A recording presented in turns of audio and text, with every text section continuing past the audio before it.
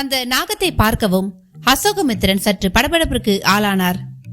அது நிதானமாக வந்து சிவலிங்கத்தின் மேல் ஏறி லிங்க உருளை வடிவத்தை தன் நீண்ட உடலால் வளைத்துக் கொண்டு படம் விரித்தபடி காட்சி தர தொடங்கியது.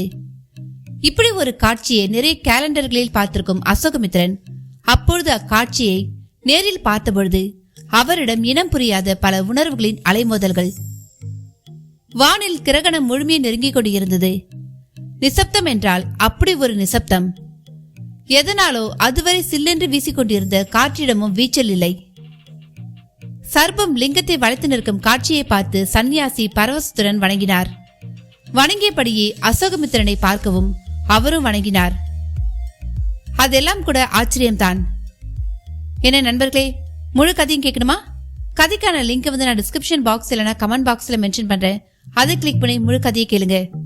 கதை கேட்கறதுக்கு முன்னாடி என்னுடைய சேனலை மறக்காம சப்ஸ்கிரைப் பண்ணிட்டு கேளுங்க.